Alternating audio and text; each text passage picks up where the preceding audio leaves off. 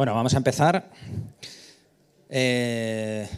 Buenas tardes a todas y todos y sobre todo muchas gracias por venir. Como sabéis, hoy estamos aquí con Anchel Belmonte. Para quien no lo conozcáis, os daré unos breves apuntes sobre quién es. Anchel es oscense, geólogo, profesor de secundaria, montañero con debilidad por el Pirineo, gran divulgador, ha escrito varios libros y coordinador científico y alma del Geoparque Sobrarbe Pirineos. Si algo no es así, me corriges. Conoce el Pirineo como la palma de su mano, por dentro, ya que ha estudiado varias de sus cuevas, y por fuera, como veremos en la charla, la conoce obviamente por motivos profesionales y porque también es un gran montañero. No solo conoce el territorio pirenaico desde el punto de vista geológico, también conoce sus gentes y su cultura, porque ya hace años pues, decidió irse a vivir allí. Y bueno, Anchel es un gran defensor y divulgador del patrimonio natural del Pirineo, ayudando con su labor a ponerlo en valor y a su conservación desde la sostenibilidad. De parte de la Plataforma en Defensa de las Montañas, queremos agradecerte que hayas venido hasta aquí y pues os dejo ya con él y que os cuente. Gracias.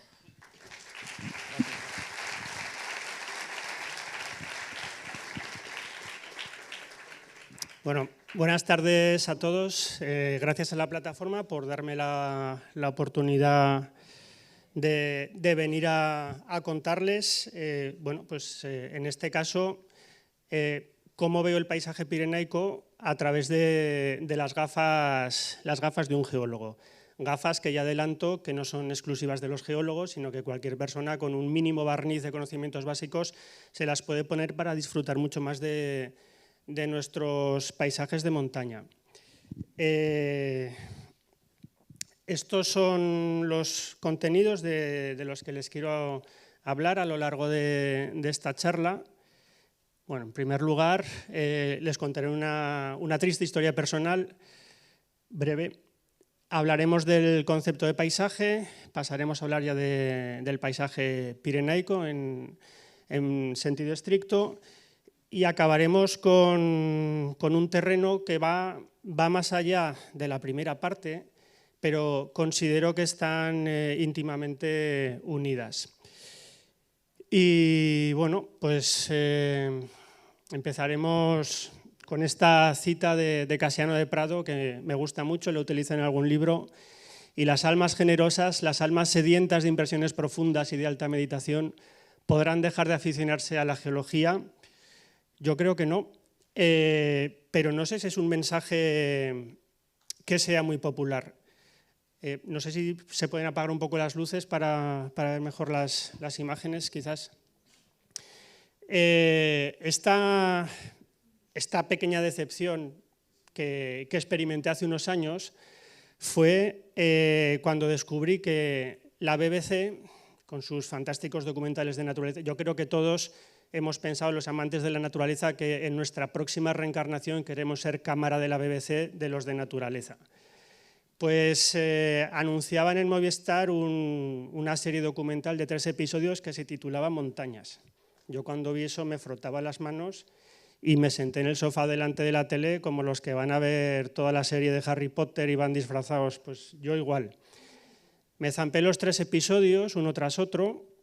Uno era sobre las rocosas, otro sobre el Himalaya, otro sobre los Andes. Y cuando acabaron los 3 episodios, dije, estos tíos me han tomado el pelo. Me han tomado el pelo porque durante 3 preciosos episodios con unas magníficas imágenes solo se habló de la fauna de las montañas, pero no se habló de las montañas. Se habló de cosas que pasaban en las montañas, pero no se mencionó ni un solo tipo de roca, absolutamente ningún tipo de dato sobre el origen de esas 3 cordilleras, y francamente, como geólogo y como montañero, me resultó decepcionante. A veces pongo esta imagen para preguntar al público, ¿y aquí qué es lo que veis? Con clara intención provocadora y tramposa. Bueno, la foto no es el Pirineo, la charla es el paisaje del Pirineo, la primera foto no es, empezamos mal, pero sí que hay un elemento que seguro que nos suena familiar cuando vemos esta fotografía y que se nos van las miradas allí. Estoy seguro de que lo veis. No seáis tímidos. ¿Qué es lo que estáis viendo? El quebrantahuesos. Estáis viendo el quebrantahuesos. Efectivamente, aunque es un pequeño fragmento de la imagen, es lo que nos llama la atención. Y a tope con el quebrantahuesos, es mi animal favorito, pero la montaña es lo que está detrás. Y si procuramos ver las montañas con esas gafas geológicas que os comentaba, ¿qué es lo que estamos viendo aquí? Estamos viendo unas primeras montañas hechas de pizarras y esquistos, estamos viendo una pegmatita en esa ladera, que es la cara sur del Nupse, estamos viendo el granito, estamos viendo una enorme masa de pizarras y calizas, que además están deformadas debido al empuje del granito cuando se intruyó, estamos viendo sedimentos de origen glaciar y, por supuesto, estamos viendo glaciares. Es decir, que efectivamente el quebrantahuesos es parte de la montaña, como todos los seres vivos, incluidos los seres humanos que habitan en ella, pero muchas veces nos olvidamos que realmente lo que está sustentando nuestras cordilleras es la roca y es el hielo que, además de poder ser bonitos, tienen verdaderamente una gran historia detrás que contar.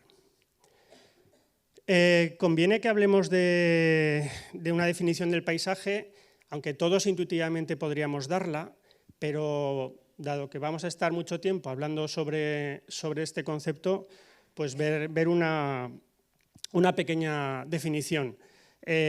Thoreau, Henry David Thoreau, que escribió muchos libros tratando este concepto desde su peculiar punto de vista, dijo esta bonita frase: el paisaje ofrece a nuestra vista toda la belleza que estamos dispuestos a apreciar y ni una pizca más. Bueno, a veces es que es muy fácil apreciar la belleza del paisaje, porque hay cosas que, bueno, hay gente pató, como decía el torero, pero yo creo que algunos paisajes son de amplias sensibilidades. Casi cualquiera puede valorar paisajes como estos, tan armónicos. Es la Mallata de Carduso en el Geoparque Sobraró de Pirineos, con dos de las tres Erols detrás. Pero bueno, si buscamos una definición de paisaje, y esta es una que escribí para un libro, bueno, los que sean jóvenes no entenderán lo de abajo, los mayores sí. Esta es una definición sencilla y que nos sirve para manejarnos con el concepto.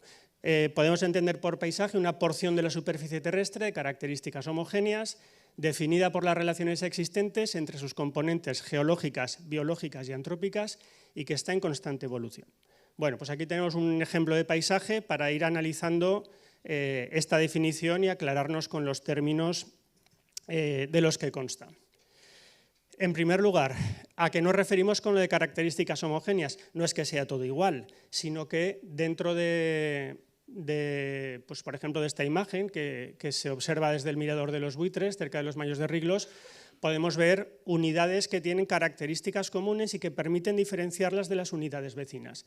Hay un área que tiene un relieve pues más o menos abrupto, contrastado, frente a un área que tiene un relieve mucho más liso, mucho más llano.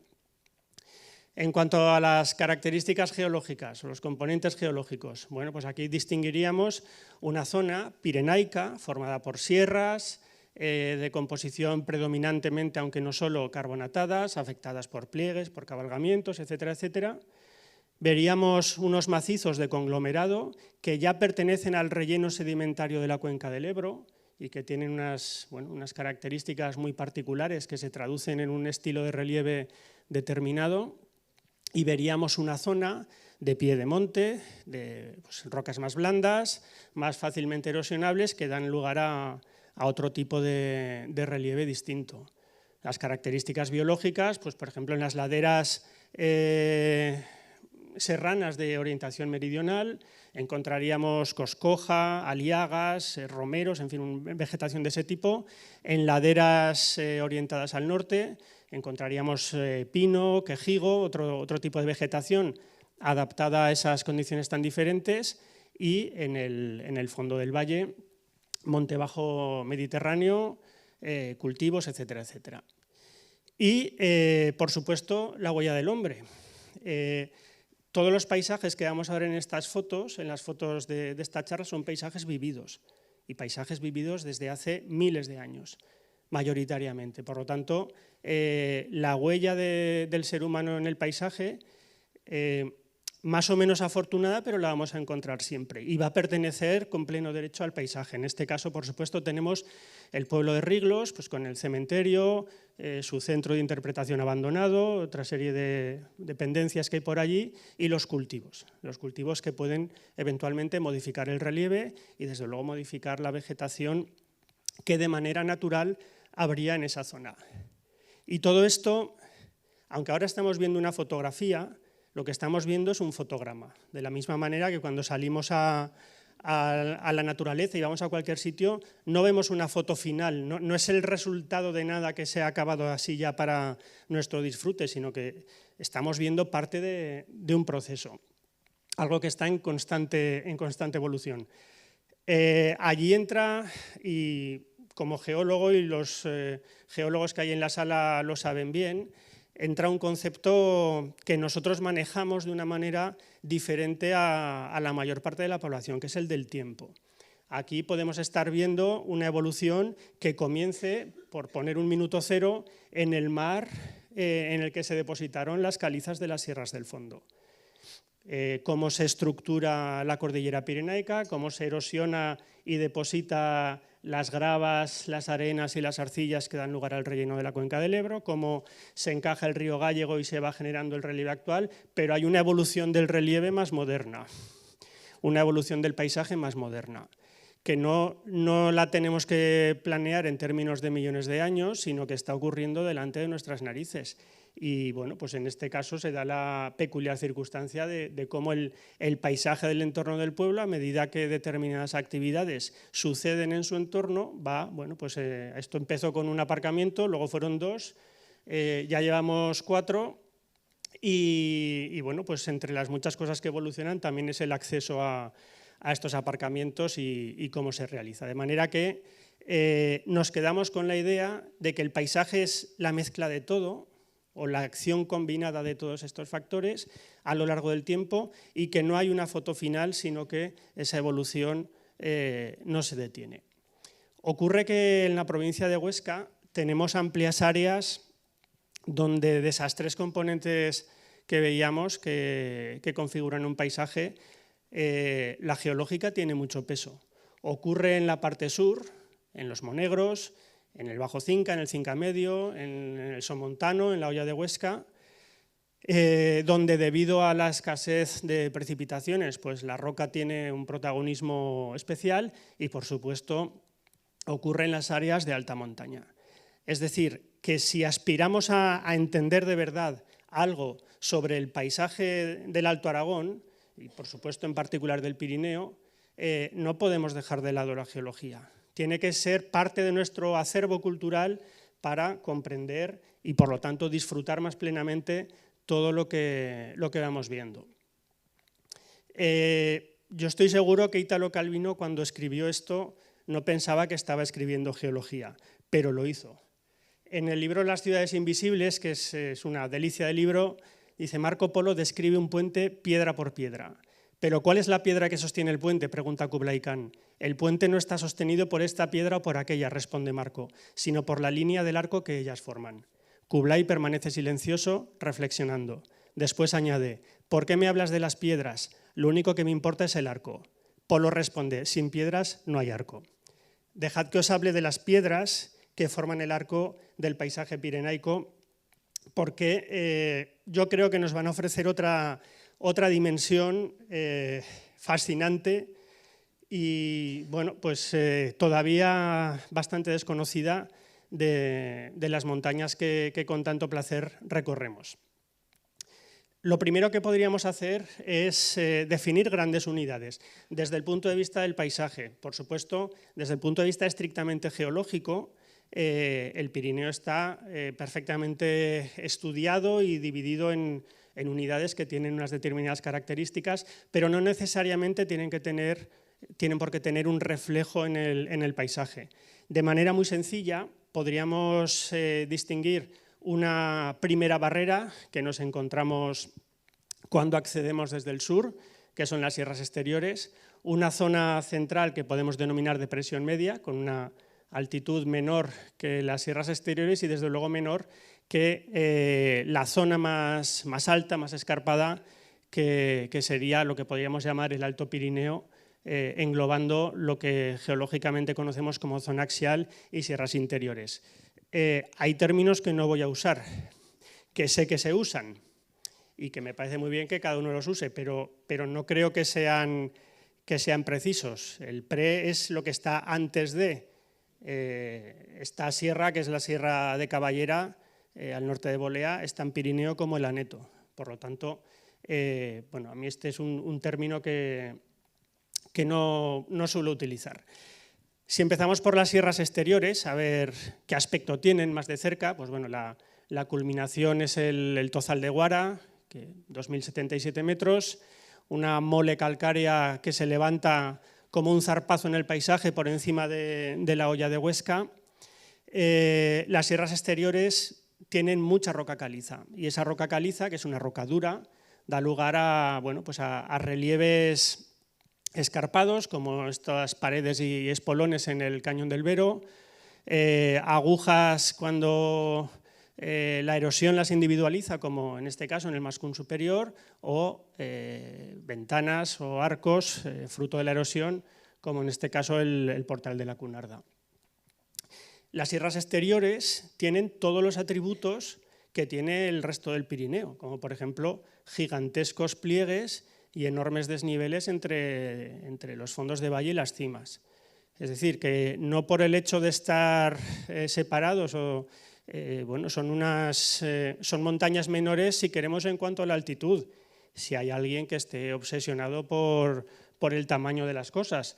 Pero francamente, a mí como geólogo me ofrecen atractivos tan abundantes como los que puedo encontrar en otras áreas de la cordillera. Estas sierras exteriores, aquí está la Sierra de Guara casi de punta coda, tienen un claro contraste con la unidad que viene más al norte.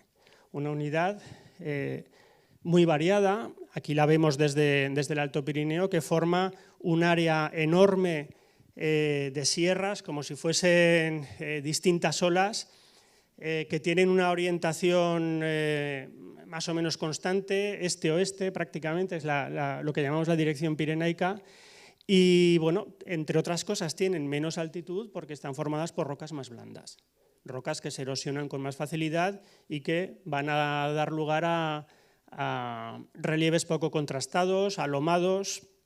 No hay demasiados escarpes, aunque los podemos encontrar allí donde la erosión diferencial nos deja, como en este caso, en las rayas de Rapún, crestas exentas después de haber sufrido el entorno un vaciado erosivo y quedar estas rocas más duras a modo de resalte. Esta unidad choca ópticamente de una manera bastante llamativa con el Alto Pirineo, en este caso las sierras interiores en la Sierra de Tendenera. Y este Alto Pirineo, pues francamente, a su manera es otro mundo. Es un mundo en el que tenemos una diversidad de rocas bastante grande, lo cual da visualmente también muchos cambios de color, muchos cambios en las pendientes, muchos estilos de erosión en distintas laderas. Rocas, además, si introducimos el factor tiempo, que tienen algunas de ellas, como las de la imagen, centenares de millones de años. Si les preguntamos y pegamos la oreja, es absolutamente sorprendente lo que nos pueden contar. Y montañas que son muy altas y, por lo tanto, donde las condiciones climáticas van a detonar o van a favorecer la actuación de determinados procesos geológicos que modelan el relieve de maneras particulares, que no se dan en las otras zonas. De manera que pasearnos por estas tres regiones de nuestro Pirineo que he comentado nos va a dar una diversidad paisajística notable, atendiendo solo a lo geológico. Si nos fijamos solo en los tipos de roca, claro, lo primero que podemos pensar es que cada roca pues, tiene su color. Es verdad que el gris es un color habitual, o los tonos marrones, etcétera, etcétera, pero para el observador avezado, que no desdeña lo que hay debajo de las plantas, pues, en fin, la variedad que podemos llegar a encontrar de rocas, de colores, de texturas incluso, es una variedad notable. Sin embargo, me gustaría que nos centráramos en unas pocas clases de roca que yo creo que tienen, las montañas formadas por esas rocas tienen un sello muy característico. Empezamos por el granito, una roca plutónica resultante del enfriamiento lento de un magma por debajo de la superficie terrestre, bueno, pues que da lugar a estos cristales que se observan muy bien a simple vista. Y es una roca clara que cuando miramos en la distancia, si hay alguien que está pensando desde donde ha hecho la foto, que descanse, desde un helicóptero. Me gusta decirlo en las charlas, un poco para restregárselo a la gente. Yo volé por allí, con permiso del Gobierno de Aragón, naturalmente, y ahí yo creo que volar en helicóptero por el Pirineo a los geólogos nos lo tendría que recetar la Seguridad Social, porque lo que llegamos a ver desde estos ángulos inverosímiles es verdaderamente expresivo de muchos rasgos geológicos de nuestras montañas. En cualquier caso, yo creo que aquí todo el granito de Possets, el granito de la Maladeta, se identifican muy claramente. De manera visual es muy fácil ver que esta zona y esta son parecidas entre sí y muy distintas a lo que tienen alrededor. Las montañas graníticas suelen tener un aspecto escarpado, es una roca dura en nuestro clima, resistente a la erosión, y que va a dar lugar a estos edificios con crestas generalmente imponentes. Cuando está flanqueado por rocas más blandas, como estas pizarras de la Sierra Negra, el contraste altitudinal va a ser notable. Hay pues, prácticamente 700 metros o 600 de diferencia entre las cimas de la Tuca de Castanesa, Roques Trencades, etcétera, con Aneto, Maladeta y compañía. Y luego una cosa que le pasa al granito y que tiene una influencia muy grande en el relieve es el efecto de la fracturación. Seguro que todos nos damos cuenta de que este ibón, junto al refugio de Jauset, tiene, bueno, pues claramente está orientado según dos ejes. Eso tiene que ver con dos grandes fracturas. Si prolongamos esta línea, fijaos esta canal que tenemos por aquí, fijaos también esta que baja por aquí, que continúa por este lado y que además estas fracturas son las responsables de la existencia de esos collados. Es decir, que el tamaño y la orientación de las fracturas que afectan al granito va a condicionar la disposición del relieve, dónde están los ibones, qué forma tienen los ibones, dónde están también los circos glaciares, dónde están los collados, las brechas, la orientación de las aristas que quedan entre zonas que son más débiles, etcétera, etcétera. A escala de detalle, el granito también se altera en ocasiones con estas formas alveolares, donde quedan unos crestones de zonas más ricas en sílice y por lo tanto más resistentes. Esto es muy frecuente de ver pues, tanto en Panticosa como en el Valle de Benasque, en el Valle de Chistao, etcétera, etcétera. Las pizarras son otras rocas muy características, ya esos colores negros, marrones, rojizos, enseguida también visualmente son fáciles de detectar. Es una roca blanda, lo que quiere decir que se erosiona con facilidad y que además el residuo que generan los procesos erosivos facilita que se forme un suelo. Y por lo tanto en estas zonas relativamente altas que haya hierba, que crezca hierba y que sean zonas, puertos, zonas de pasto empleadas desde hace milenios por los pastores pirenaicos. Son rocas que, bueno, son muy plásticas, fluyen hacia cotas más bajas con facilidad. a través de múltiples mecanismos, deslizamientos, sacums, flujos de derrubios, etcétera, etcétera. Y eso lo que hace es modificar formas anteriores. Aquí, con seguridad, hace algunos miles de años había un circo glaciar como Dios manda, la artesa correspondiente que evacuaba el hielo hacia Vallivierna. Aquí no podríamos cartografiar nada de eso a día de hoy. Los deslizamientos que están moviendo los materiales hacia abajo de manera lenta, lo que han conseguido es superponer esas morfologías a las que existían previamente, con lo cual pues, también da lugar a paisajes muy singulares. Aquí tenemos otro deslizamiento, que tendría aquí la cabecera y hacia aquí la masa deslizada. Estos colores, como decía antes, son muy llamativos, nos invitan a pensar esos tonos rojizos en óxidos y efectivamente pues hay grandes afloramientos de pizarras que tienen mucha pirita. Y en presencia de agua, esa pirita, que es sulfuro de hierro, se oxida y se generan minerales, con óxidos, sulfatos de hierro, que tiñen de un rojo, es casi como si le hubiesen pegado un disparo a la montaña y estuviese sangrando. Es muy espectacular. Esta fotografía, no sé con la luz cómo se ve, pero en el paisaje es un rojo muy intenso, no está retocada ni nada por el estilo. Esto es en el Valle de Chistao, en la zona, en las laderas meridionales del Pico de Culfreda, y realmente es espectacular. No sé si distinguen cómo todo el río va serpenteando por aquí hasta esta gran cascada con un color rojo muy llamativo. Y en las zonas próximas a las poblaciones, como esta cerca de Cerler, donde además existen sedimentos glaciares bastante blandos, pues son zonas que se han podido trabajar y donde se han podido hacer panares, como los que vemos en esta imagen, que bueno, pues, actualmente están en desuso, pero que durante muchísimo tiempo han sido esenciales para garantizar la producción agrícola en zonas de alta montaña. Las calizas, seguramente si me preguntaran cuál es mi roca favorita, una pregunta que no se suele hacer, pero bueno, si alguien me lo preguntara, seguramente la caliza sería mi roca favorita.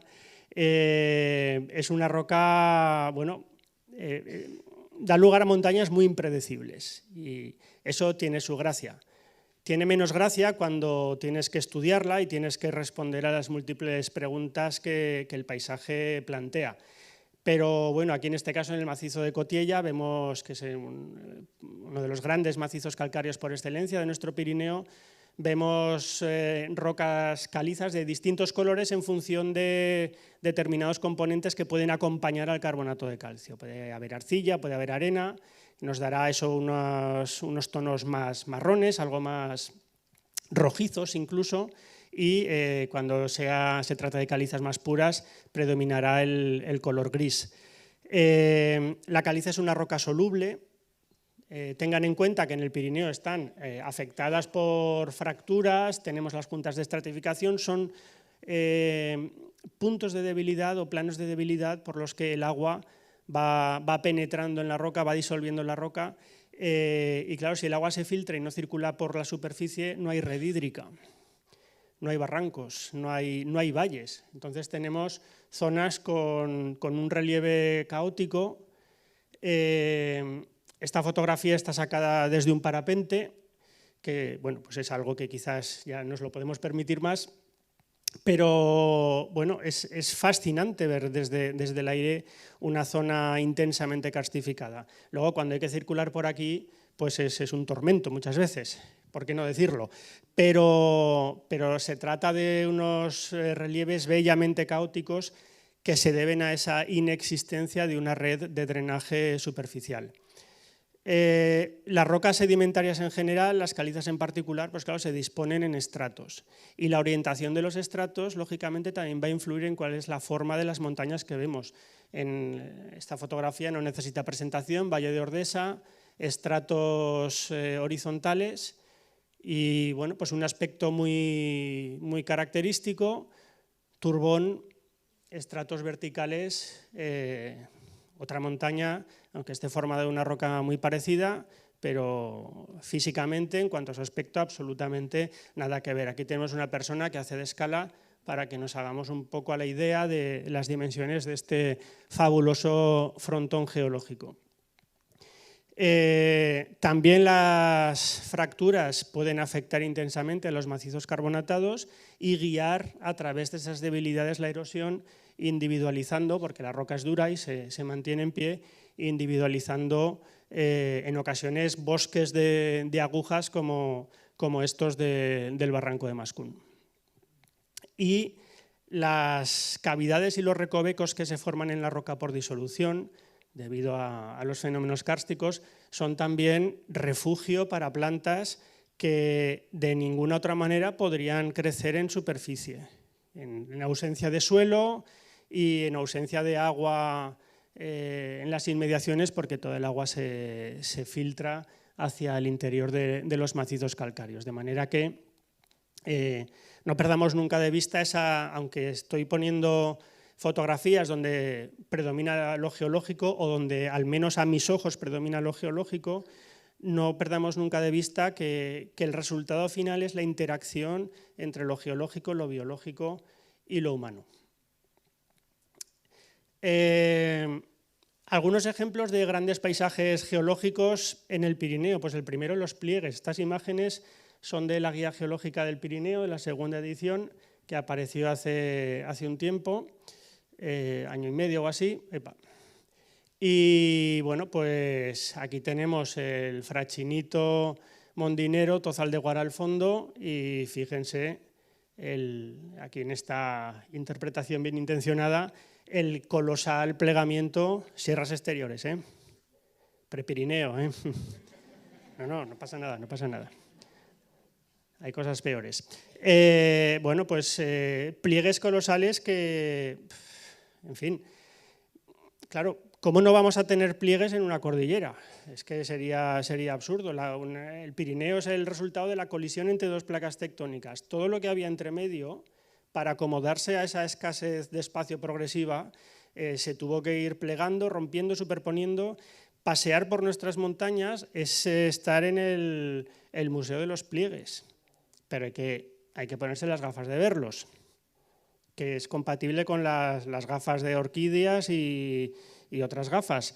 Pero sería verdaderamente, no sé qué palabra utilizar, triste, pasar por aquí sin disfrutar de estos grandiosos pliegues, como por ejemplo los del Bisaurín, que si seguimos desde la cima la traza de un mismo estrato de calizas, pues vamos viendo una fantástica rúbrica en la montaña.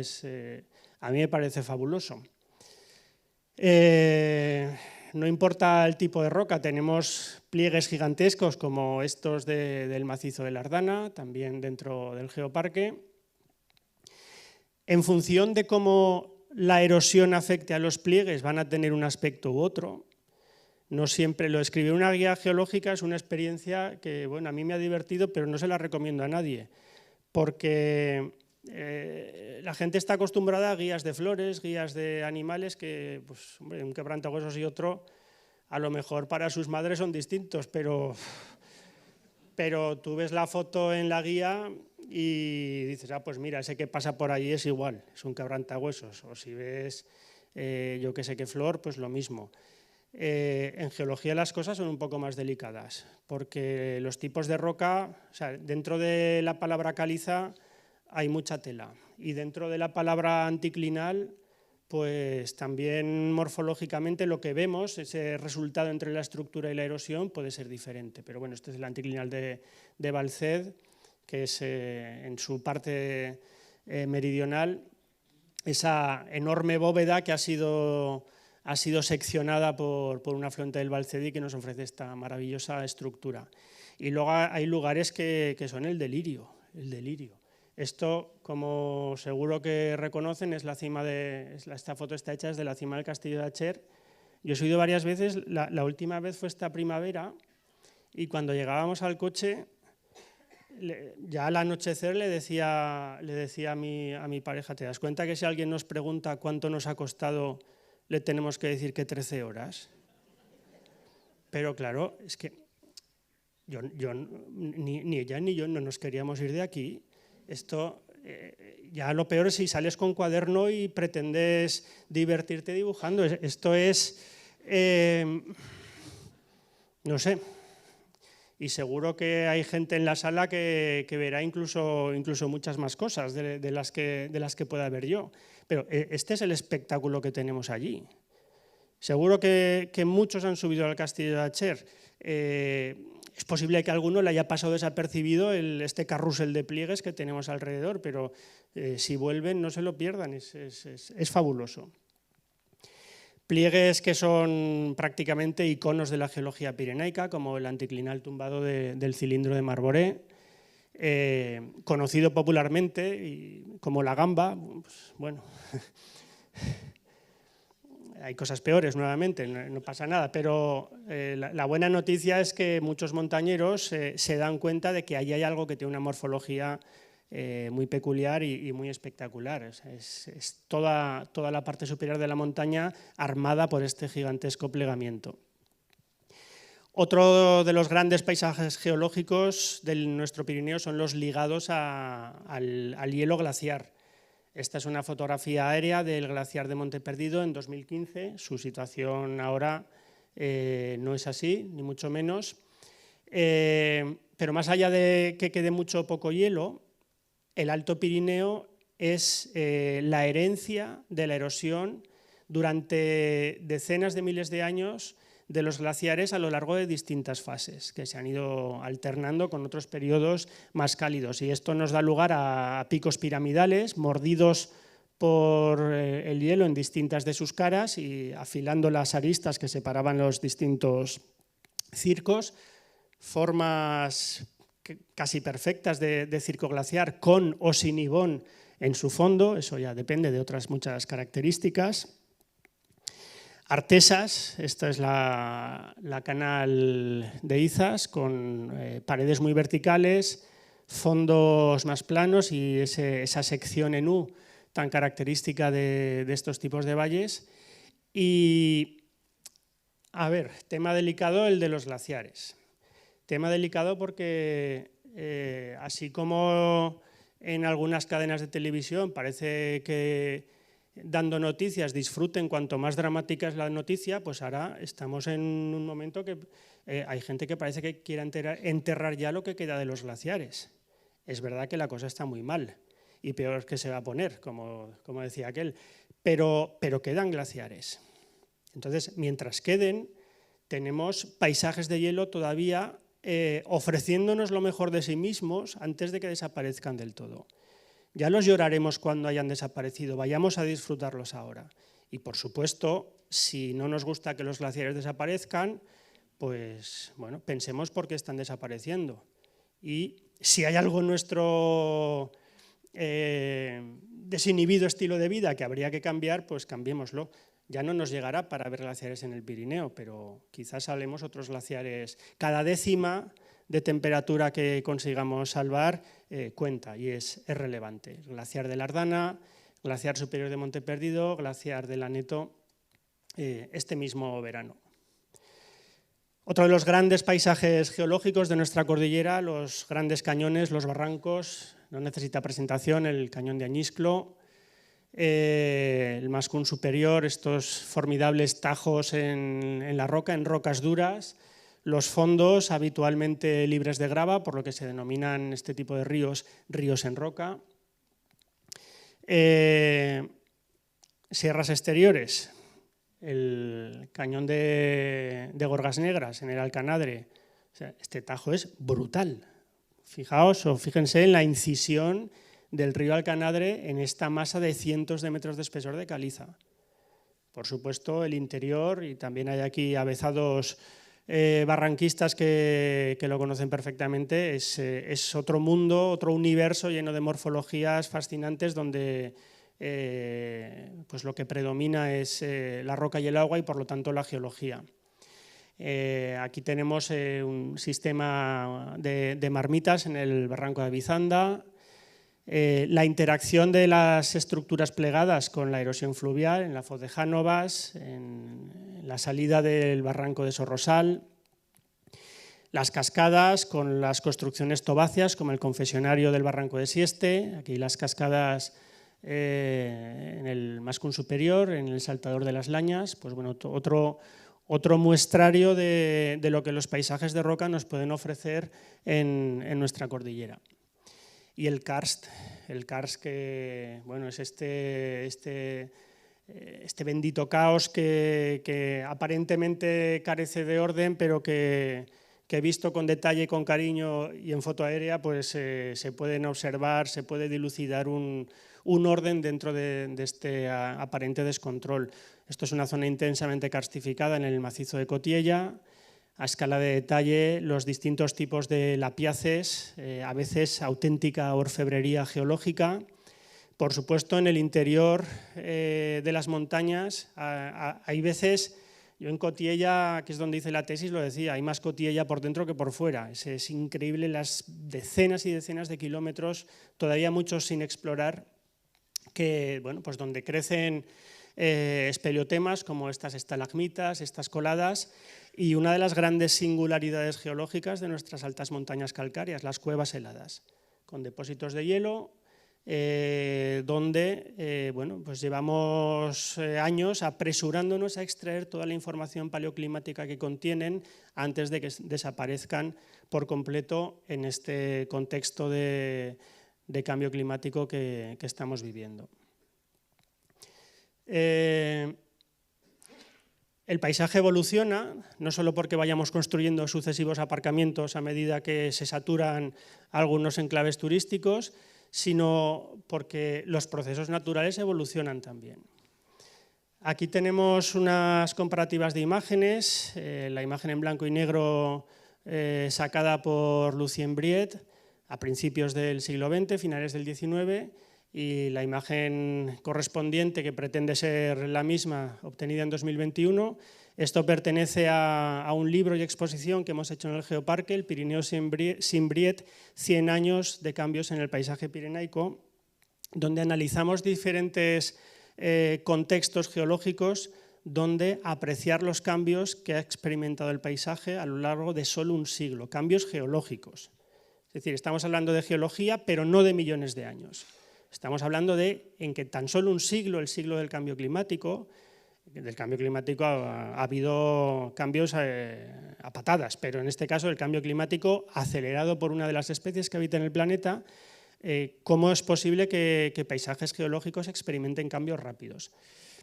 Francamente, ya el de los glaciares es el que menos me interesa, porque es el más obvio. Aquí tenemos el glaciar de Pays Baix en el Pic Long. Pues ahora me ves, ahora no me ves, ya está, en fin. Esto de poner imágenes comparativas sin añadir más información es un poco tramposo, porque nos estamos perdiendo todo lo que hay por medio y sobre todo conviene también entender cuál ha sido la evolución de la temperatura y de otros factores a lo largo del momento inicial y final de nuestra comparativa. Este rectángulo es el periodo en el que Lucien Briet estuvo haciendo fotografías por el Pirineo de Huesca. Salíamos de la pequeñada del hielo y bueno, la curva verde es la de las emisiones de dióxido de carbono. Bueno, pues a medida que esas emisiones han ido ascendiendo de manera más o menos prudente al principio, pero ya desbocada después, la temperatura ha hecho lo propio. Y esto tiene que tener algún reflejo en los procesos geológicos dependientes del clima que actúan en nuestras montañas y por lo tanto en el relieve o en las formas de relieve a las que dan lugar. Me interesan más otros ámbitos que hemos estudiado en esta exposición y en este libro. Esto es la foz de Jánovas. Y también sé lo que están pensando muchos de ustedes. Pues es verdad, hay más vegetación. Y es verdad. Y está muy bien quedarnos allí si nos gusta quedarnos en la superficie de las cosas. Como veo sus miradas y sé que no es el caso, vamos a rascar un poco más, vamos a indagar en qué está pasando aquí o qué es lo que ha pasado aquí. El anticlinal de Voltaña, que es la estructura que corta el río Ara en la foz de Jánovas, está formado por al menos en este sector, por una alternancia entre capas calcáreas, que son más duras, y capas más margosas o más arenosas, que son más blandas, más fácilmente erosionables. De manera que esa diferente resistencia a la erosión nos genera un relieve donde alternan crestas y canales. En un contexto de clima más frío, como era el momento en el que Lucien-Briette atraviesa estas montañas, los procesos de hielo y deshielo son no solo más extremos, sino más duraderos en el tiempo a lo largo del año. Y eso va generando la rotura de esta roca, la caída por gravedad de los fragmentos rocosos al fondo de las canales, que se ven recubiertas de, bueno, pues de canchales de grava, y esos sedimentos que van siendo aportados por las crestas se movilizan hasta la llanura de inundación del río, pues a través de flujos de derrubios, aquí hay un cono, etcétera, etcétera. El río, en sus periódicas crecidas, va arrastrando todos esos materiales y bueno, pues queda una magnífica llanura de inundación llena de grava. En este caso el río es estrecho y bueno, pues va conviviendo con la grava. ¿Qué ocurre en la actualidad? La temperatura es superior, los ciclos de hielo y deshielo se han reducido notablemente, el aporte de sedimentos de las crestas a las canales incluso puede llegar casi a detenerse, el fondo de la canal se estabiliza, la vegetación lo ocupa. Y se interrumpe también la aportación de sedimentos al fondo del valle. No solo hay más vegetación aquí, hay más vegetación en todo el Pirineo, lo cual quiere decir que los suelos retienen más agua, hay menos escorrentía, el río tiene menos episodios de riada, no puede eliminar la vegetación que poco a poco va colonizando la llanura de inundación. Es decir, que si nos sentamos aquí, que esta foto está hecha donde estaba en tiempos de Briette el mesón de Eusebio, en la carretereta que cruza la Fo de Janovas, pues la verdad es que se pueden apreciar detalles muy interesantes cuando miramos con estas gafas geológicas. Lo mismo que cuando bajamos del balcón de Pineta y miramos valle abajo y vemos el parador que parece que va andando a la vez que andamos nosotros, que siempre está igual de lejos. Bueno, pues aquí en la margen izquierda del valle se ve una cosa muy parecida, grandes canchales con conos de derrubios que comunican con el río se los lleva, gran llanura de inundación de gravas, río trenzado, fantástico, salvo aquí, que los que conocen la zona saben que las crestas que hay aquí encima son auténtico hojaldre y todavía son capaces de mantener el canchal un poco gallardo. En el resto de la ladera la vegetación ha interrumpido la comunicación entre las zonas altas y el río. El río sin sedimentos y sin tanta agua que queda retenida en el suelo pasa de ser un río trenzado a ser un cauce sinuoso simple.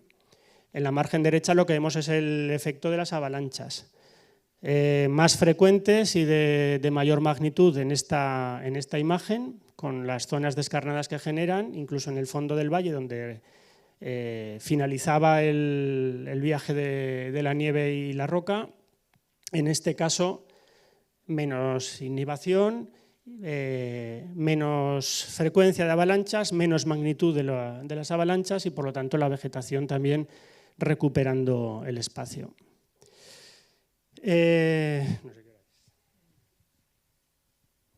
Bueno, este era el Pirineo de los pirineístas y este ha sido nuestro minuto cero de la comprensión intelectual del paisaje pirenaico.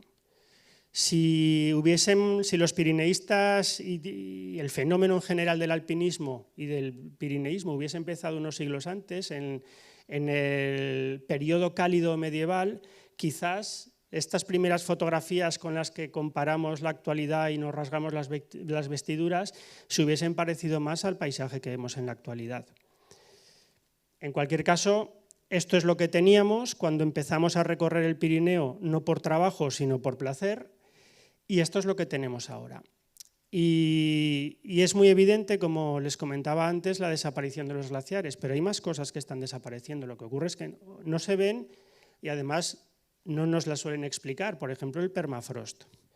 Los suelos permanentemente helados que pueden generar morfologías como este suelo estriado en la zona de Marmorés también, o por supuesto los depósitos de hielo de las cuevas, que es otra parte de la criosfera que tenemos en el Pirineo y que de una manera espectacularmente rápida está desapareciendo. Lo que pasa que bueno, pues los del país no hay verano que no saquen su articulito sobre la tragedia de la muerte del glaciar de Monte Perdido, que le vamos a hacer, pero pues bueno, de todo esto la sociedad permanece ajena a otras pérdidas, y no son las únicas, los ríos trenzados, etcétera, etcétera, que se están produciendo cambios en este contexto de cambio climático.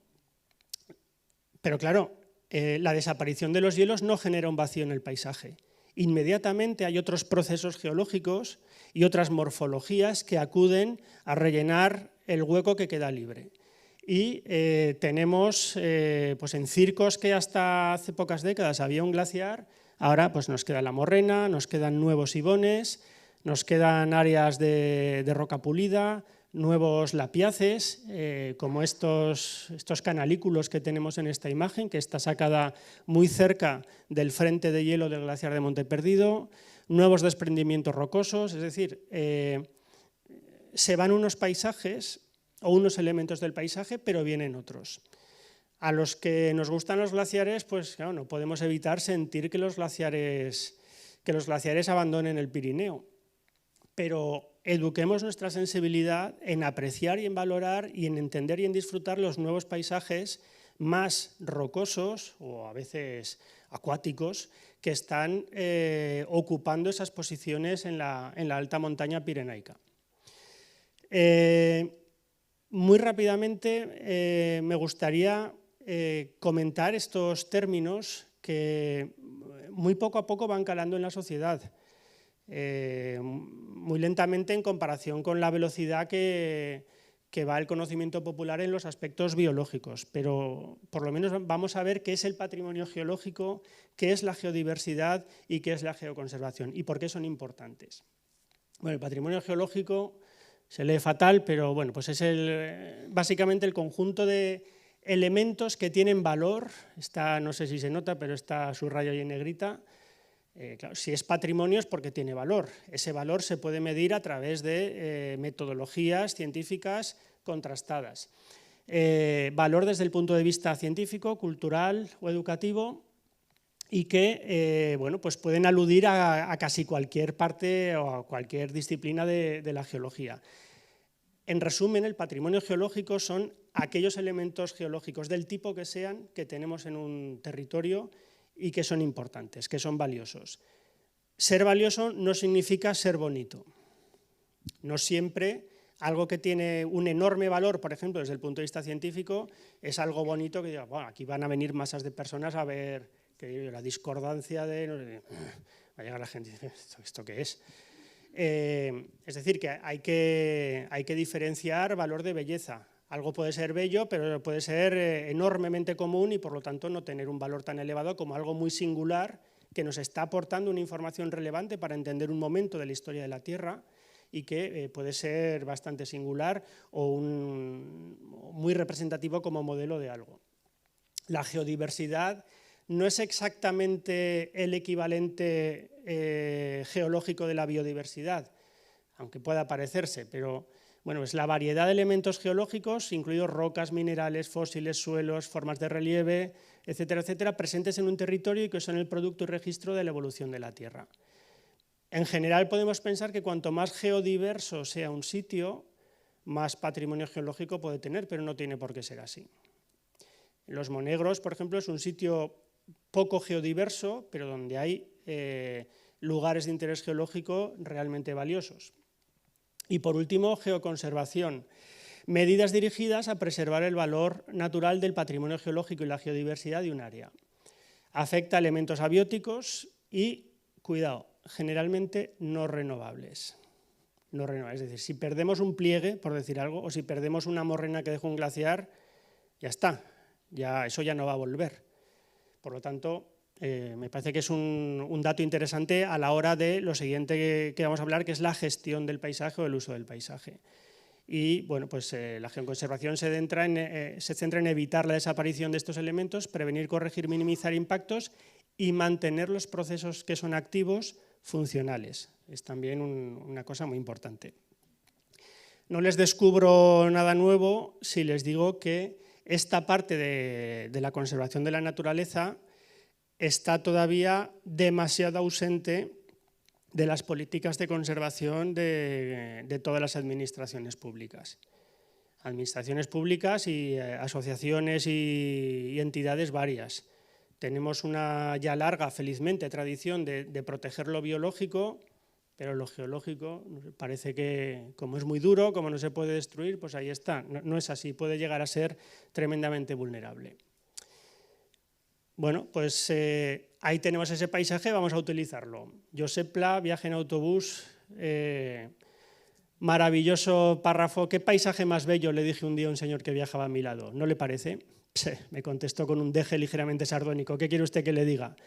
Sin embargo, repliqué, no puede negarse que este es para mí un paisaje sin ton ni son, me atajó rápido el caballero. A mí no me interesan más que los paisajes míos.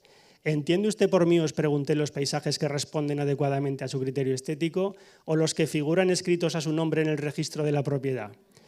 Me refiero a estos últimos, naturalmente. Es un criterio.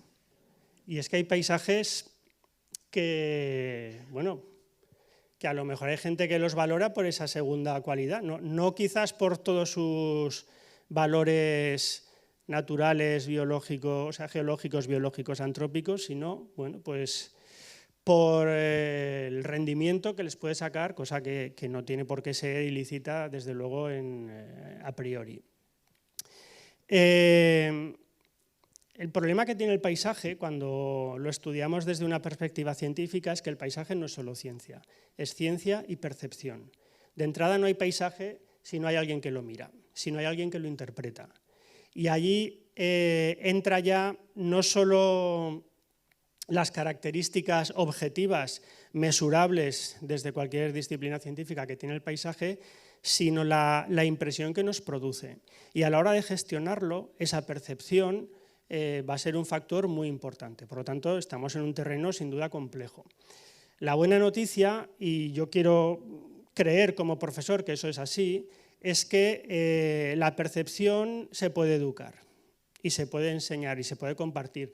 Y es, entre otras cosas, a lo que nos dedicamos en el Geoparque de Sobrarbe. Algunos amigos que están en esta fotografía están aquí acompañándonos.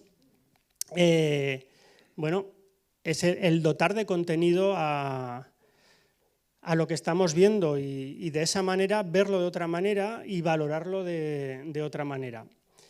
No les voy a castigar leyéndoles esta poesía de Borges, pero sí que para aquellos que no la conozcan se titula Las causas y sí que me gustaría que cuando luego lleguen en casa la vean. Hace un relato en su preciosa forma de escribir de distintos hechos clave que han pasado desde el origen de los tiempos para acabar diciendo: se precisaron todas esas cosas para que nuestras manos se encontraran.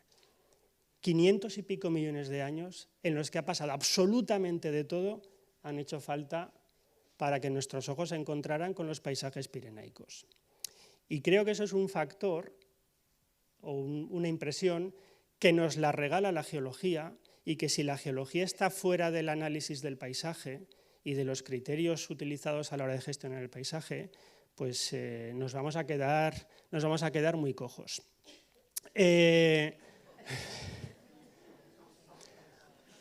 Más del 45% de la superficie terrestre ya está profundamente alterada por el ser humano.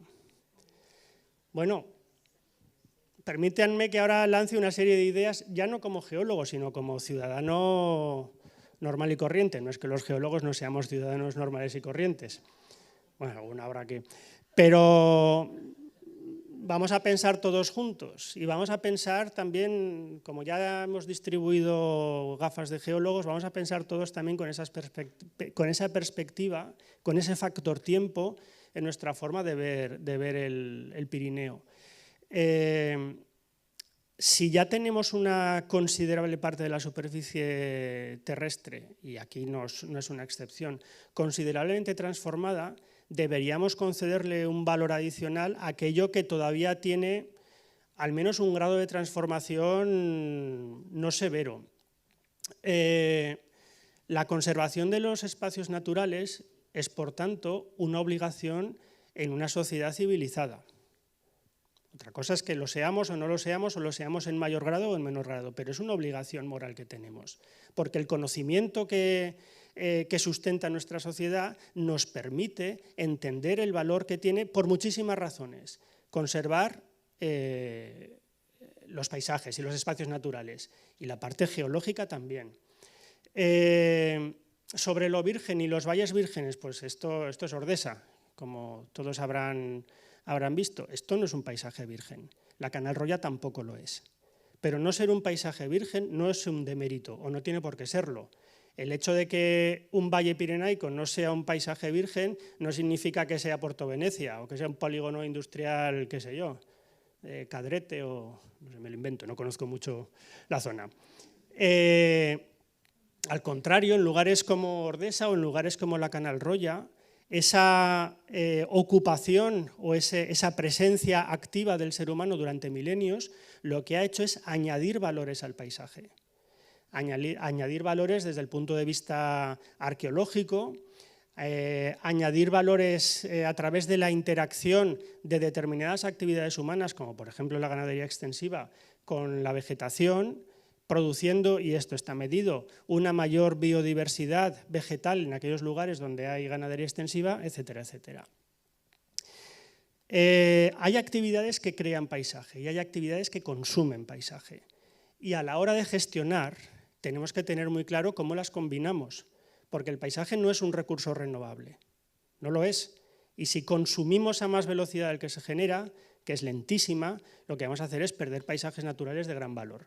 Aquí podemos hacernos a la idea de, por ejemplo, distintos procesos geológicos que a lo largo de millones de años han actuado para generar este paisaje, para crear este paisaje que vemos en la cara sur del Aneto, con las morrenas de la Pequeña del Hielo, con el granito de hace 300 millones de años, el Ibón de Coronas, etcétera, etcétera.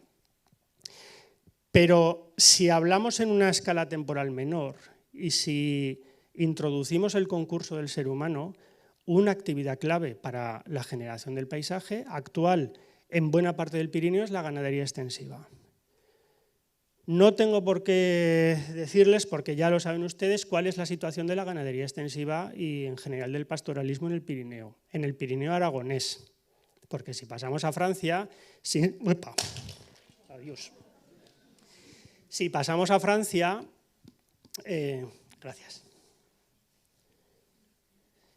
La cosa es muy distinta. La cosa es muy distinta, sin ser perfecta, insisto, pero hay una increíble diferencia en cómo se gestiona, empezando por la percepción social del pastoralismo y de la ganadería, hasta la implicación de las instituciones públicas en el fomento y en el sostenimiento de la actividad, sabedores del efecto que tiene en muchos puntos de vista. Gracias. El social es uno de ellos, el económico es otro y el ambiental es otro. Entonces, hay muchas cosas en las que nos podríamos inspirar en este lado para que estas personas, en lugar de ser auténticos héroes y sus familias auténticas casi familias mártires, pues pudieran trabajar en otras condiciones y todos nos pudiéramos seguir beneficiando del paisaje que genera esta actividad. Lo mismo con tareas agrícolas relacionadas o no con la ganadería extensiva. Y hay una característica, el Pirineo oscense, el Pirineo aragonés se diferencia del resto del Pirineo por muchas cosas. Es más bonito, todos lo sabemos, pero sobre todo hay una cosa en nuestro Pirineo que o hay menos en el resto o no hay nada, que es abandono. Hay abandono. Hay innumerables núcleos abandonados, hay casas espaldadas en innumerables núcleos habitados y eso es un hecho diferencial realmente lamentable. Realmente lamentable. El otro día pensaba que de la misma manera que no ha servido de nada tener un parque nacional para preservar al bucardo, no ha servido de nada llevar 50 años de políticas en democracia para acabar con la sangría que afecta a buena parte del Pirineo en cuanto a demografía. Creo, por tanto, que hay muchas cosas, si es que queremos seguir manteniendo estos fabulosos paisajes culturales, que por supuesto, pues sí, están modelados sobre sedimentos de origen glaciar, que todo tiene su raíz geológica. La geología es lo que sustenta todo lo demás. Pero si queremos seguir manteniendo estos paisajes culturales, hay que pensar de dónde salen y actuar en consecuencia. Actividades que consumen paisaje.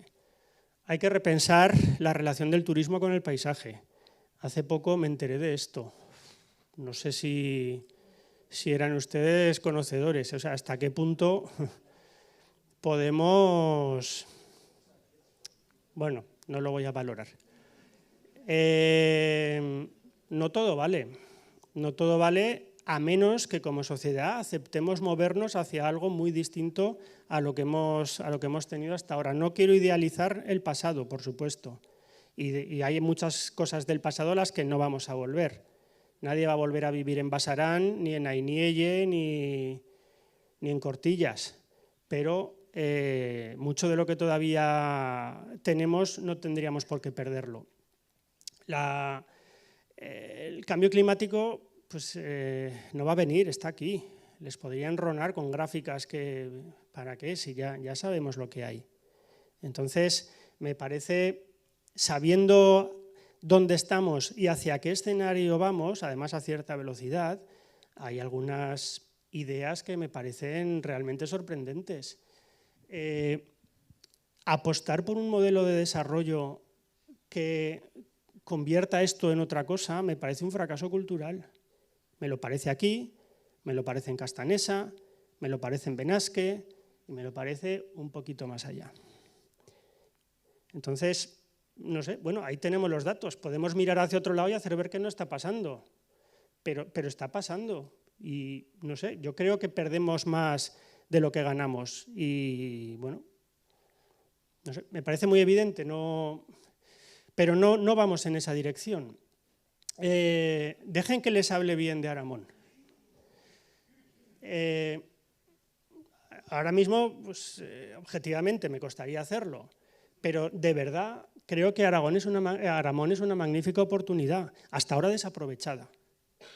Pero podría serlo si apostara por ser otra cosa. Esto es el Valle de Espelunzietxa, aquí tenemos una yurta, la tienda de campaña esta típica de Mongolia. Al lado hay una de las mayatas más bonitas del Pirineo.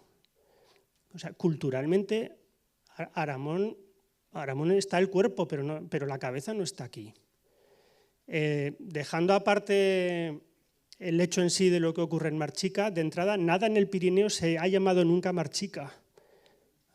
Es que hay detalles tan nimios que desconectan a Aramón del lugar en el que está, cuando podría ser la bandera de nuestras montañas, con pequeñas estaciones a escala pirenaica, bien cuidadas, con la nieve bien trabajada, etcétera, etcétera, y sin pretender ser lo que no somos.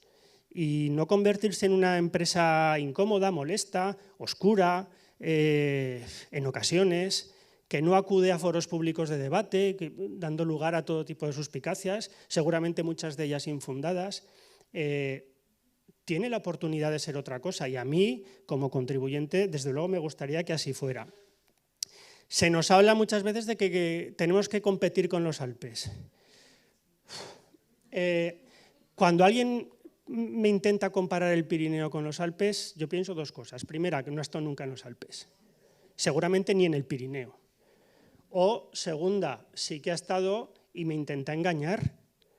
Les voy a comparar el Pirineo con los Alpes. Nuevamente lo siento por los jóvenes. Corbalán, gran jugador de baloncesto del Real Madrid, de la selección española, medalla de plata en Los Ángeles 84.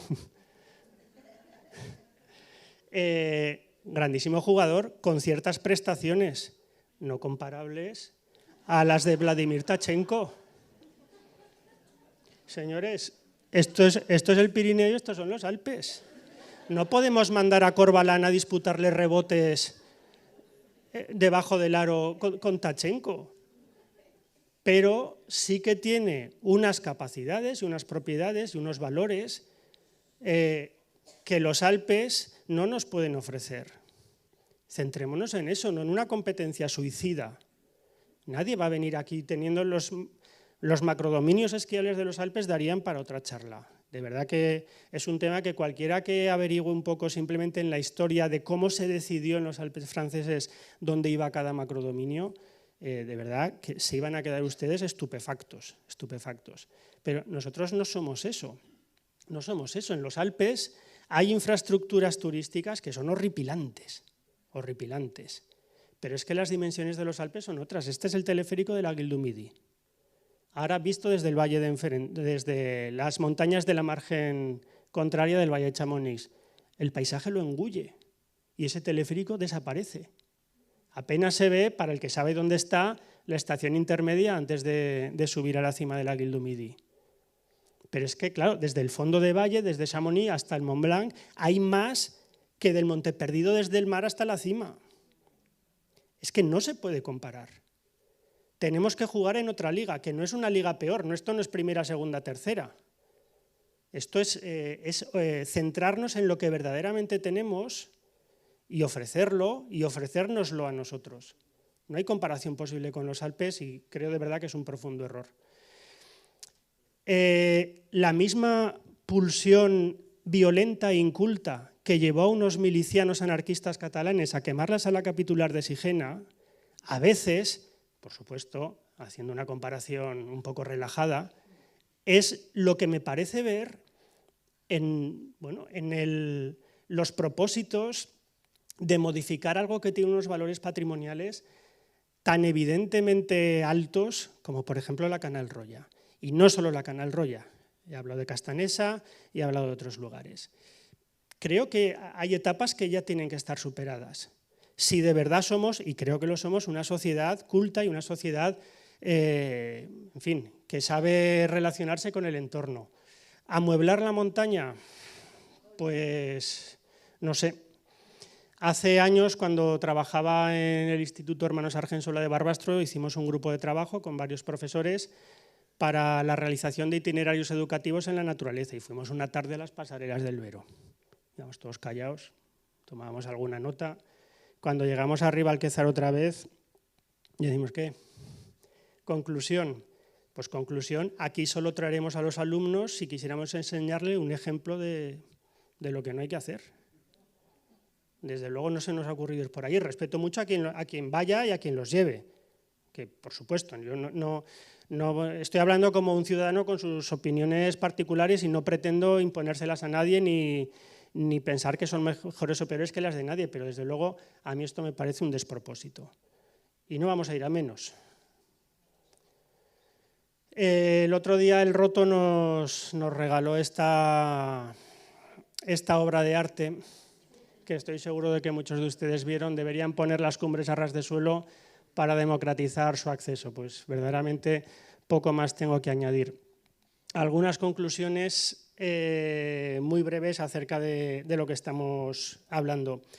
Lo primero, el Pirineo es esencialmente un ser geológico. Es verdad que muchos seres vivos vivimos sobre él, pero recuerden que si nos fuéramos todos, seguiría habiendo montañas, con sus pliegues, con sus gargantas, con sus distintos tipos de roca.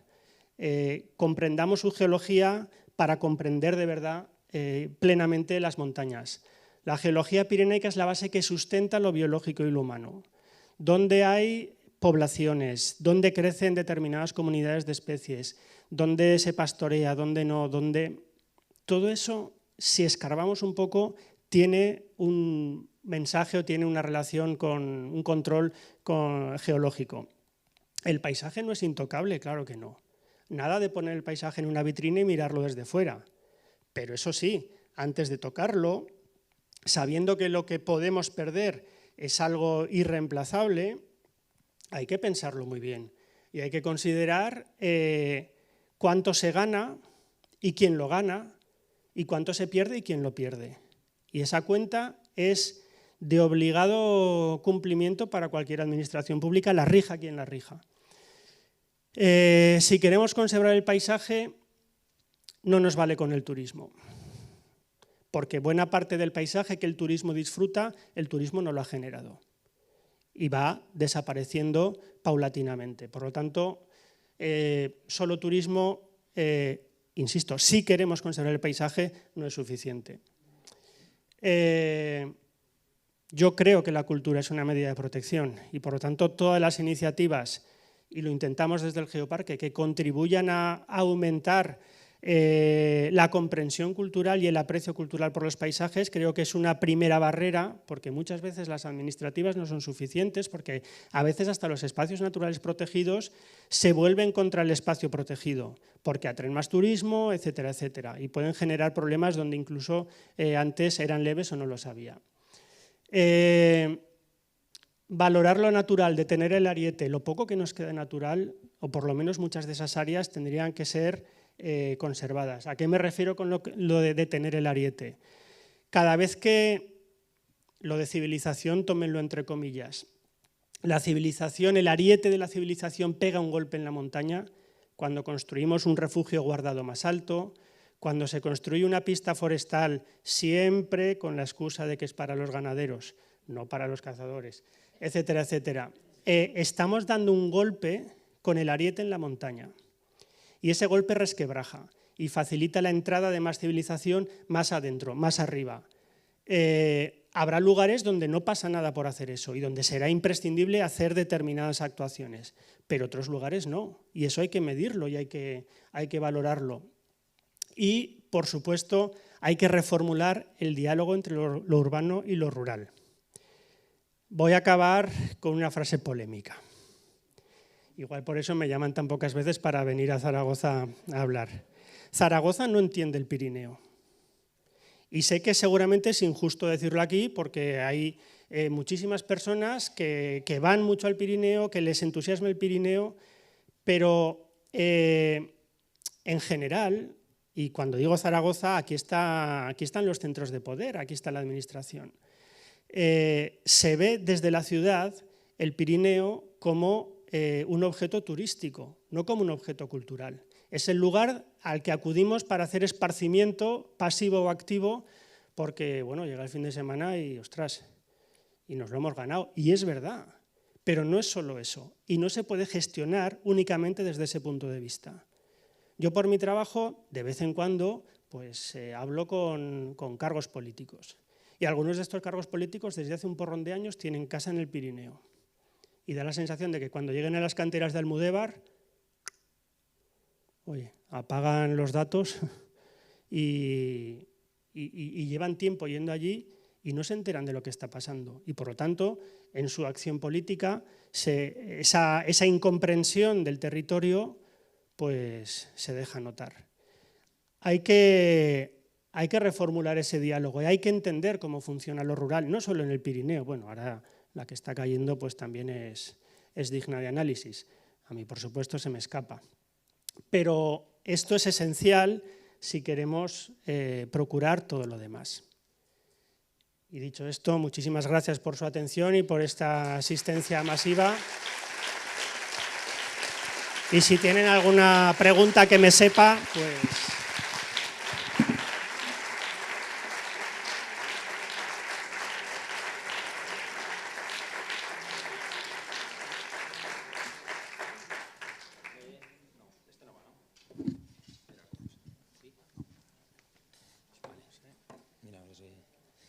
Bueno, muchas gracias, Anchel.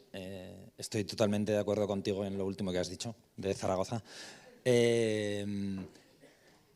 Dos cosillas que quiero decir. Por un lado, bueno, ahora si alguien tiene preguntas, levantáis la mano. Si intentamos, si no va el micro, pues levantáis la voz.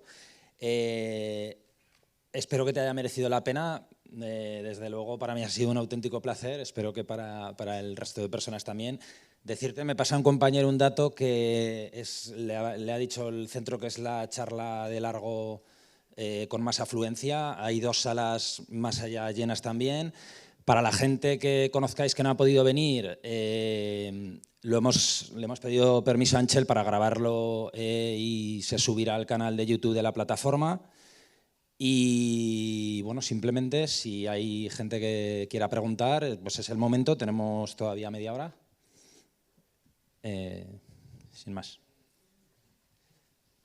No va, ¿no? Vale. Pero puedo encender este, si quieres llévate. Ah, vale.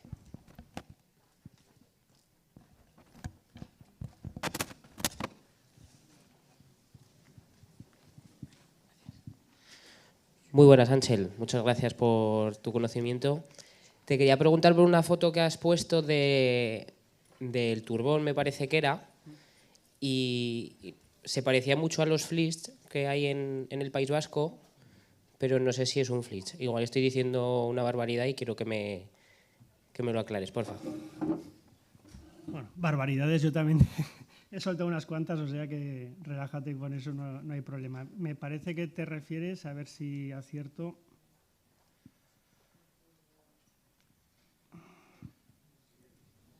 ¿A esta? Vale, no son turbiditas, como lo que dices, sino son estratos principalmente de caliza. Los que vemos más resistentes son de caliza. Luego tenemos algunos interestratos que pueden ser de materiales más blandos y nos genera esa irregularidad en el relieve, pero son calizas.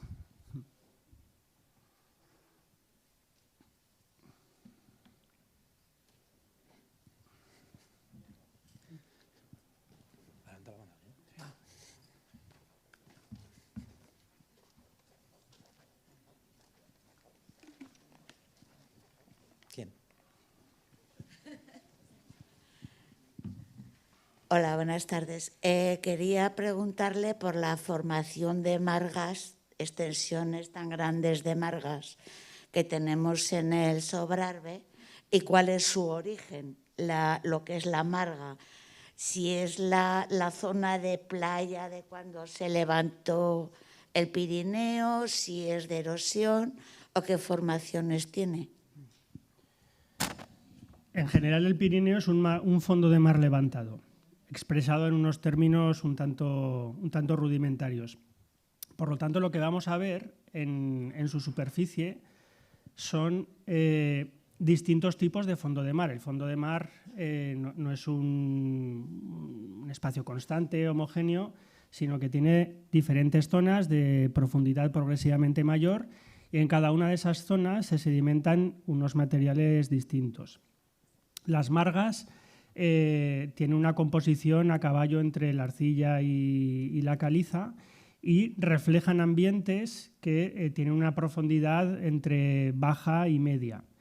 Entonces, en Sobrarbe, en el Geoparque, es un lugar privilegiado para muchas cosas, pero entre otras para ver en un corto espacio esa transición entre los mares profundos, donde estarían las turbiditas, donde están las margas, por ejemplo, que corresponden a taludes continentales y donde están calizas en las plataformas carbonatadas que finalizaban en las playas, donde hay esas calizas o donde había deltas, pues materiales detríticos, materiales sedimentarios de origen fluvial interactuando con el mar en su desembocadura.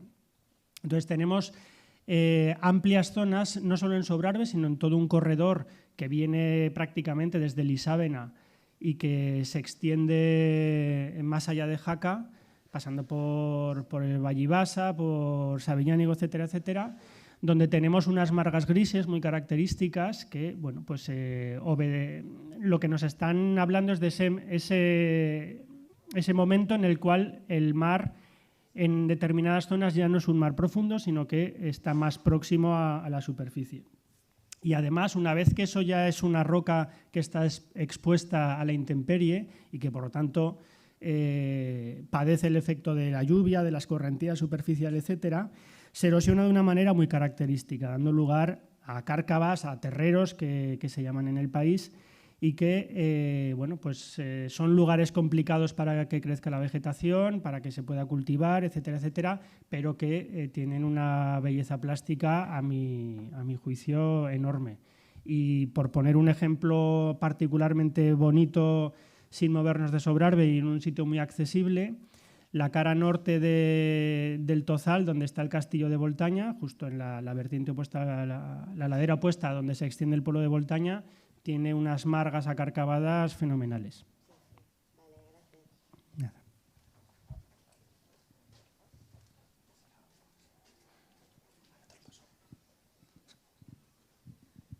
Hola, buenas. Yo te quería preguntar, yo soy decano de Verdún, No sé si conoces que hubo un terremoto bestial el año 22, por el que la presa de Yesa corre peligro, etcétera, etcétera, y es uno de los factores del enriquecimiento. Pero imagino que conoces que sobre el sinclinal Hagatremp, de aguas subterráneas de 4.000 hectómetros cúbicos, dicen, y claro, como todo por el cambio climático, por ejemplo, los leñosos, las vides, están subiendo en altura. No sé si en Sobrarbe, en la Fueva y todo eso, pues existe otro nuevo peligro, que es el aprovechamiento de aguas subterráneas, igual que la mina de Potasas que se ha hecho en Pintano, o se va a hacer en Pintano, con posibles hundimientos como los que ha habido en Lorca, etcétera, en una zona sísmica, ¿no? Entonces, yo no sé si en Sobrarbe se está planteando también excavar ya pozos para regar en la Fueva, etcétera, etcétera, para subir cultivos que van a dejar de estar más abajo, por ejemplo, vides, y si eso puede generar una nueva presión sobre el territorio en el Pirineo, concretamente en la Avalancha, Canal de Verdún y la Fueva y el entorno de Voltaña y Einsa. Sobre el interés de determinadas empresas vitivinícolas en terrenos de Sobrarbe, en previsión de que, por ejemplo, zonas del Somontano dejen de reunir ciertas condiciones para el cultivo de la vid, eso hace tiempo que sí que se comenta y que, bueno, que parece existir ese interés. Sobre que haya un problema en ciernes de sobreexplotación de acuíferos, hasta donde yo sé, la verdad es que no. Sí que hay lugares que tienen problemas concretos, en la cara sur, por ejemplo, de Sierra Ferrera, pero hasta el momento, y por lo que yo sé, dista de ser un problema inminente.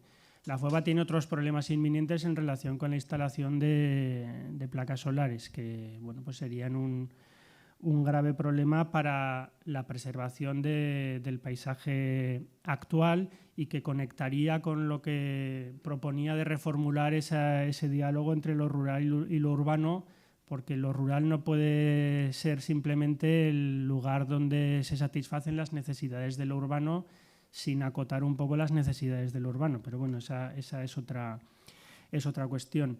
Los recursos hídricos subterráneos son un gran valor que debe utilizarse, pero debe utilizarse desde el más absoluto respeto a la legalidad y conocimiento científico de las características de los acuíferos para no producir una sobreexplotación. Hay otras zonas en nuestro país, pues, por ejemplo en Doñana, donde estamos viendo los problemas que se pueden generar, o en varios lugares de La Mancha cuando esto es un sálvese quien pueda y se explotan los acuíferos sin control y sin respetar sus tiempos. Entonces, bueno, pues yo espero que, francamente, que no lleguemos a eso en la explotación de los acuíferos pirenaicos si se hace un uso intensivo de ellos. Buenas tardes. Lo primero, gracias por divulgar la geología y por la didáctica que tiene para hacerlo. Y yo quería preguntar, cuando has comentado que por el aumento de temperatura hay menos procesos de derrumbe en las laderas y que cambia la morfología de los ríos, ha comentado que cambian del estilo trenzado al sinuoso simple. Eso, aparte de que cambia la morfología a nivel de paisaje, ¿tiene alguna otra implicación? Bueno, para las comunidades de seres vivos que habitan en un medio fluvial, son dos ríos muy distintos. Eso por un lado. Por otro, lo que nos está indicando eso es no solo la menor disponibilidad de sedimentos, que la gente puede decir, bueno, a mí que haya más o menos sedimentos me puede dar igual, pero sobre todo lo que nos está indicando es la menor disponibilidad de agua.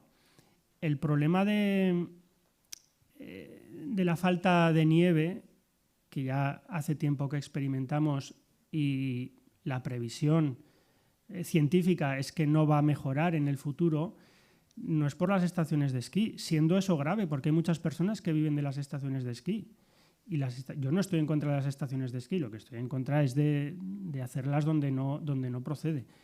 Desde luego eso es un problema, pero piensen que el Pirineo es un almacén de agua en forma de nieve, que se va derritiendo, o debería, paulatinamente, de manera que durante los meses calurosos y con menos precipitaciones disponemos de agua para beber, para regar, para producir energía, etcétera, etcétera.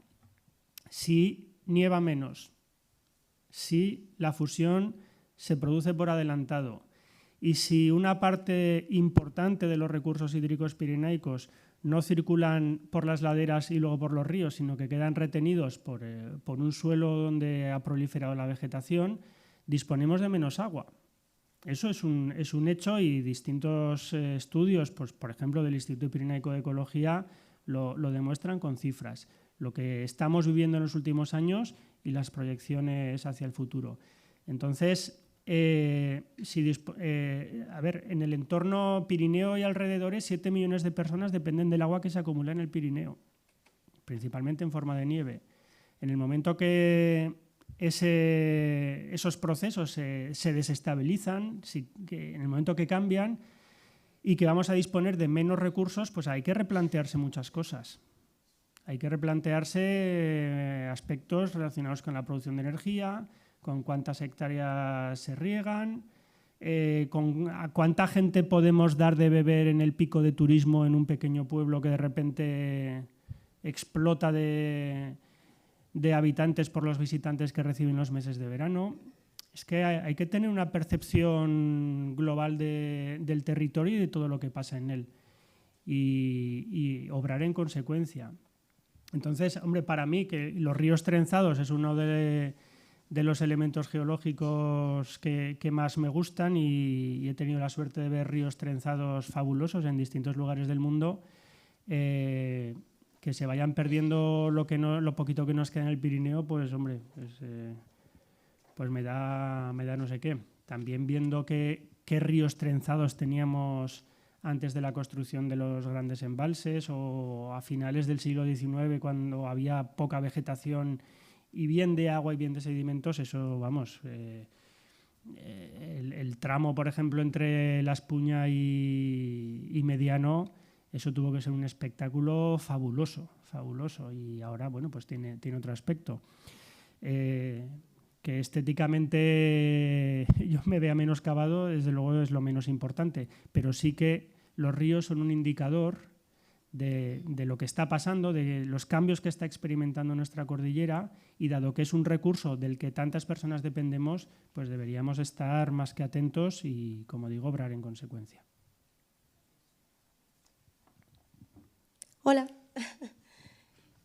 Quería, bueno, en primer lugar, darte las gracias por la charla, me ha parecido muy bonita y muy interesante. Y bueno, has mencionado ligeramente el tema del permafrost y del retroceso de los glaciares, y hay algo que me gustaría preguntar, que siempre que me encuentro con un geólogo o geóloga me gusta tocar el tema, porque fue uno de los temas que traté en mi TFG allá por el año 2015, que estaba todavía como un poco emergente. Y bueno, me encontré con una teoría, una tendencia de ciertos científicos bastante loca desde mi punto de vista, y era en zonas que se habían deglaciado recientemente, sobre todo en zonas de Europa. Se sostenía que debido a este retroceso se iban a quedar zonas limpias, donde iba a haber poco a poco una proliferación de bacterias que iban a dar con el tiempo, no demasiado largo, la formación de un nuevo suelo donde probablemente crecería vegetación, etc., que podría capturar CO2 y de alguna manera mitigar o contrarrestar los efectos negativos del cambio climático. Entonces, bueno, a mí me pareció algo bastante loco, entendiendo la escala global y cómo el cambio climático nos está afectando, pero sí que es cierto que desde un punto de vista científico puede tener su parte lógica. Entonces es algo que siempre me gusta, siempre que tengo la oportunidad de hablar con alguien especializado en este tema, por supuesto con muchísima más experiencia que yo, me gusta preguntar la opinión, ¿no? Porque encontré como muchísima controversia, pero sí que es cierto que había bastantes estudios en aquella época que sostenían esta teoría. Gracias. Yo no he leído nada al respecto. Sí que es verdad que, bueno, pues las comunidades vegetales tienen la capacidad de absorber dióxido de carbono, y que especialmente las plantas en latitudes templadas como las nuestras tienen tienen una capacidad superior a aquellas comunidades vegetales de otras latitudes del planeta. Desde el desconocimiento concreto de este asunto, a mí me parece una hipótesis un tanto aventurera, no sé muy bien cómo decirlo. No creo que, desde luego, que algo colaborará, pues estupendo, bienvenido sea.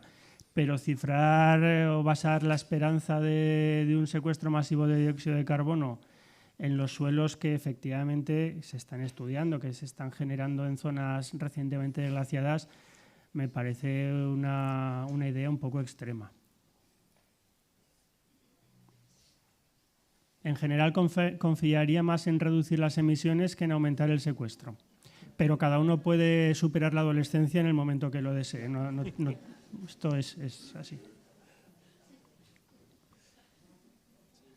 Ángel. Hola.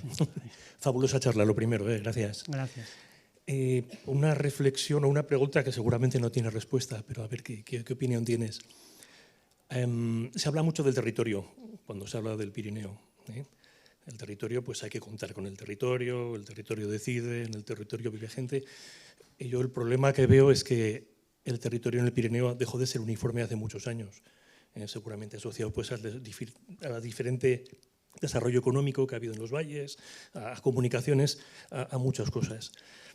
Cuando tú lees en el periódico muchas veces los comentarios de los lectores sobre actuaciones tipo Canarroya, etcétera, pues siempre estamos entre los de la ciudad que no nos entendéis, tendríais que vivir aquí, los otros dicen, es que nosotros los mantenemos con nuestros impuestos, bueno, lo de siempre. El caso es que el territorio como tal, en el Pirineo, tú lo sabes, no es uniforme. Yo recuerdo cómo era el Valle de Tena hace 50 años, yo he ido a hacer cargas de hierba con los machos a Formigal, cuando no había estación, por la Cabañera, o a Trillar, donde hay hoteles de 4 estrellas ahora.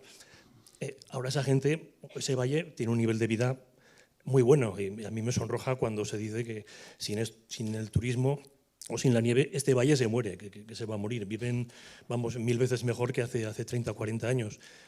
Tienes también, por otro lado, y sigue siendo también territorio, pues valles, pues tú sabes, como Chizao, valles de Sobrarbe, que bueno, pues están orgullosos de sus tradiciones, ganadería extensiva, hay un incipiente turismo, pero bueno, está bastante controlado de momento.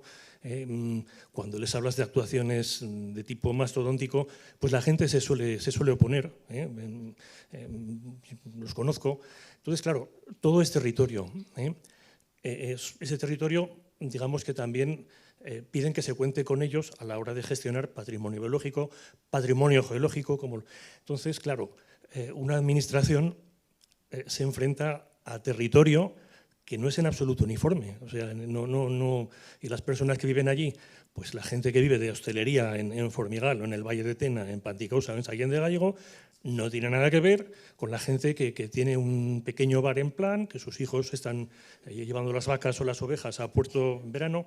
Claro, ¿cómo se podría gestionar esto desde lo público, esta diversidad tremenda, cuando decimos efectivamente hay que contar con la gente que vive en el territorio? Pero es que no hay un solo territorio. No sé si me explico un poco la pregunta. Bueno, yo soy marinería y tropa, y esa respuesta la deberían tener los mandos. Cosas que yo veo, y yo trabajo en la administración. Bueno, pues es cierto que hay que contar con el territorio, por supuesto, ya durante mucho tiempo no se ha contado. Cuando digo durante mucho tiempo no me refiero solo a la dictadura, que eso ya me aburre. Secularmente no se ha contado con el territorio. Pero la administración no puede dimitir de sus responsabilidades y no puede simplemente ceder toda la responsabilidad de decisiones que tienen una relevancia a efectos de la gestión del territorio solo en las personas que viven en el territorio. Por supuesto que esas opiniones cuentan y muchas veces van a ser relevantes a la hora de tomar decisiones, pero la administración tiene técnicos que se supone que disponen de unos conocimientos y de una perspectiva, y hay que tratar de conjugar ambas cosas. no dimitir. Y hay una frase que has dicho que a mí me parece fabulosa, la de tú no sabes lo que es pasar un invierno aquí. Yo eso se lo he escuchado decir a alguien que hacía un año que se había ido a vivir allí desde Zaragoza. Y digo, coño, tú tampoco sabes lo que es pasar un invierno aquí. Sí. Pero ya había cogido esa frase. A mí como geólogo, que una de mis mayores ilusiones sería viajar en el tiempo, gracias a esas frases por lo menos puedo viajar hasta los años 70, porque es una cosa totalmente setentera, es un argumento que ya dices, bueno, pues esto aún se dice, pues sí, aún se dice. No sé, todos podemos aportar desde nuestra parcela del conocimiento, podemos aportar algo a la comprensión plena del territorio y a la búsqueda de las mejores soluciones. Ni se pueden tomar solo desde Zaragoza, ni se pueden tomar solo desde Hoz de Jaca, por decirte algo, en fin. Entonces, bueno, pues ese diálogo hay que, o ese intercambio de información y esas puestas en común, pues hay que facilitarle cauces y hay que, no sé, no es fácil, pero hay que buscar la manera de hacerlo. Lo que está claro es que estamos haciendo las cosas de un modo mejorable, pues hay que mejorarlo. Bueno, pues si no hay más preguntas, nosotros y nosotras en la plataforma también tenemos nuestros libros que vender. Entonces, recordar que el día 18 tenemos un vermú en el Potoca para seguir un poco, pues, recaudando, para seguir con la campaña de Canal Roya, de Castanesa, el Parque Natural. Entonces, el día 18 a las 12 en el Potoca, en la Plaza de la Madalena, tenemos un vermú solidario. Y recordar también que tenemos el Canal Roya Fest, que bueno, supongo que mucha gente ya habéis oído, pero pues viene gente como la Ronda de Voltaña, Isorray, Aurora Beltrán, Sara Socas, bueno, Rapsus Clay, mucha más gente. Tengo un compañero que está vendiendo entradas por si no la habéis comprado y bueno, simplemente que lo sepáis. Y de nuevo otra vez, muchas gracias, Ángel. A vosotros. Y gracias a todos por venir. Gracias.